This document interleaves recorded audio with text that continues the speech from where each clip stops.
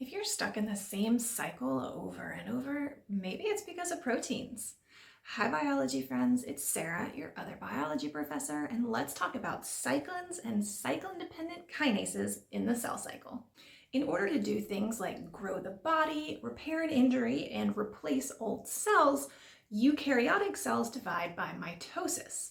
And there's a very specific sequence of events that happens in terms of growing, preparing to divide, and ultimately dividing. And that's the cell cycle. Important to remember that not all of the cells in your body are dividing or preparing to divide. In fact, most of your body cells are in a non-dividing state called G0, but we'll look at that in another video.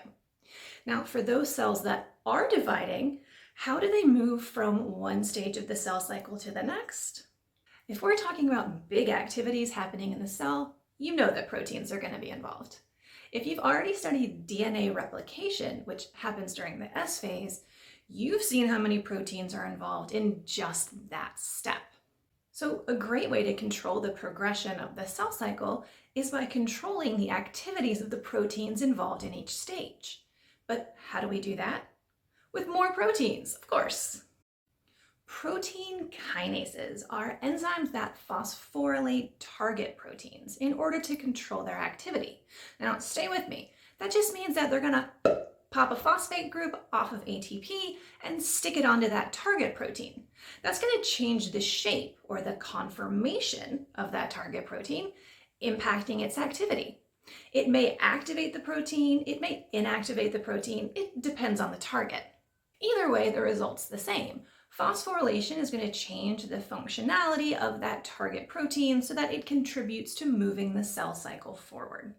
Of course, timing is important. We'll need to target different proteins at different stages in the cell cycle in the right order without skipping around. So how do the kinases know when to phosphorylate their targets? Because the kinases are cyclin-dependent. A cyclin-dependent kinase, or CDK, is inactive, not doing any phosphorylation until it's bound by its partner, a tiny protein called a cyclin. So the kinase is dependent on that cyclin being there. Something that can be a little confusing. The cyclins themselves are not enzymes. They have no catalytic activity. The kinase, the CDK, is the enzyme.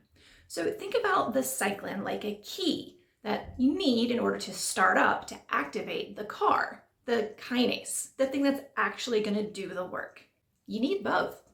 Different cyclins will bind to and activate different CDKs, forming different cyclin-CDK complexes that will target different proteins at different stages of the cell cycle. To control the timing of cell cycle progression, cyclins cycle. They're kind of like special holiday-themed candies. They're produced during a certain time window to get you through that particular holiday season, and then they're gone until that same time next cycle. Good luck finding Halloween candy in March. So the cyclin concentrations rise and fall, and with that, the activity of their partner CDKs rise and fall as well. Signals stimulate the production of stage-specific cyclins, which will bind to and activate cyclin-dependent kinases, which are always hanging around. And that complex of cyclin-CDK will target proteins in order to move the cell cycle forward. Once their job is done, the cyclins from the last stage are marked for destruction. They're tagged with a little protein called ubiquitin and then destroyed by a complex of enzymes. So their concentrations drop off and their partner CDKs revert back to an inactive state. Seeing how the rise and fall of cyclins can help move the cell cycle to the next state can make a little bit more sense when you see some examples of what's going on. So let's take a very simplified look. In G1, the cell has received a signal to divide and it started making some cyclins. So what does it need to do in order to move on to the next stage? Well, the next stage is the S phase, where DNA replication happens. And so the cell is going to need to prepare for that, to make a bunch of proteins for DNA replication. And so the cyclin-CDK complexes that are active in G1 are going to be phosphorylating target proteins that will stimulate the transcription of DNA replication genes. And here's an example because you may run into it. The RB protein, which stands for retinoblastoma. And if you're thinking that sounds like a disease, you're spot on. It's the name of the type of cancer that was being researched when the gene encoding this protein was first identified. The cyclin CDK complexes in the G1 phase will phosphorylate the RB protein.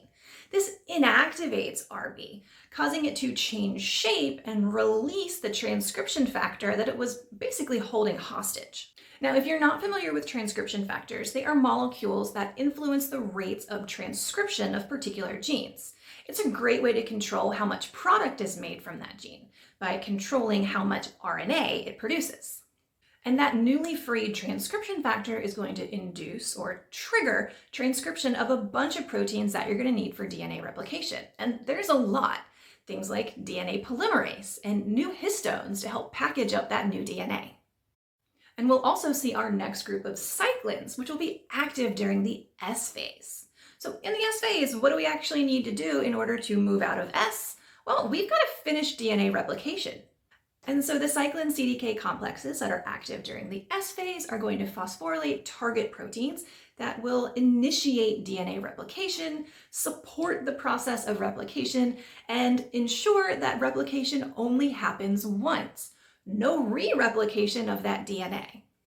And the last cyclin to show up at the party, this one gets a special name when it combines with its cyclin-dependent kinase. It's called MPF for mitosis promoting factor or maturation promoting factor. MPF is going to reach a critical concentration. It's going to peak just at the end of G2, and that's going to trigger the events of mitosis to begin. So the first stage of mitosis is prophase. What happens in prophase? Chromosomes condense. Well, MPF phosphorylates chromatin. The nuclear envelope breaks down. MPF phosphorylates proteins of the nuclear lamina, the support network for the nuclear envelope. And the spindle forms. MPF phosphorylates different components that are involved in spindle assembly. All of these things lead the cell out of interphase and into mitosis. Cyclins and cyclin-dependent kinases are positive regulators of the cell cycle. Their actions move the cell cycle forward from one stage to the next and eventually into mitosis. Because they encourage the cell to grow and divide, the genes encoding these proteins are also described as proto-oncogenes, literally before cancer genes. And that's because mutations can turn these perfectly normal genes into oncogenes, encouraging inappropriate cell division at all the wrong times. But thankfully, other molecules are negative regulators of the cell cycle, stopping the cell cycle when needed in order to help prevent mistakes. But we'll look at these in another video, although you've already seen one here. But for now, give me a thumbs up if you learned something about cyclins and cyclin-dependent kinases. Subscribe for more biology content from me and check out my website for tutoring resources. I'll see you next time. Bye.